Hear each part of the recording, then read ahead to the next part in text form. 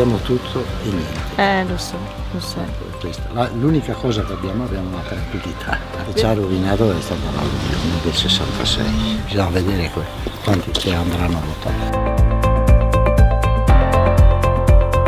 Belluno è una terra stupenda, fatta di persone secondo me eccezionali, che potrebbe credere un po' di più in se stesso. Noi praticamente apriremo un fondo in Veneto Sviluppo dove daremo ai giovani che vogliono aprire un'attività anche di natura commerciale, daremo il 33% a fondo perduto di finanziamento. Di fatto Veneto Sviluppo è una realtà che già esiste, sì, ma non avevamo provato ad accedere, però il meccanismo non aveva funzionato. Infatti.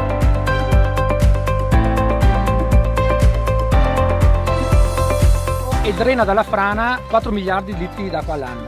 Con questa acqua che viene portata nella valle controlaterale alimentiamo 2 centraline che attualmente danno 500.000 euro per i comuni di Chies, quindi da una cosa negativa, che sempre di più sarà un laboratorio scientifico, abbiamo creato una ricchezza per il territorio.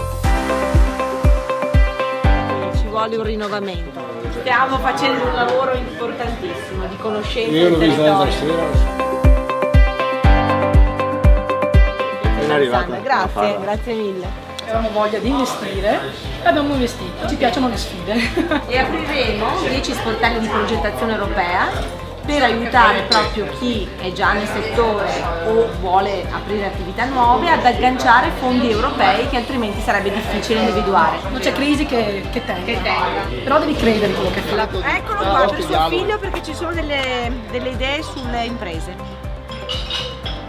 Qua dovevo ancora fare 520 comuni, adesso che ho fatto 520 comuni sono fiatini. Ad ogni fallimento c'è l'angolo del successo. Cioè i veneti si sono sempre arrangiati, adesso hanno bisogno anche di un aiuto. Dateci una mano anche voi, 2 mani mi dite.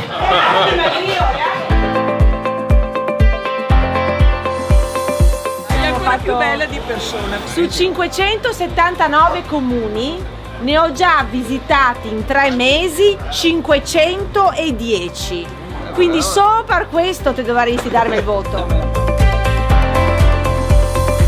Voglio dire, smettiamola di dire sempre che è colpa degli altri, perché in Italia le regioni ci sono sempre stati, e voglio ricordare che nel 2010, quando Luca Zaia era ministro dell'agricoltura, il governo Berlusconi tagliò al Veneto 365 milioni.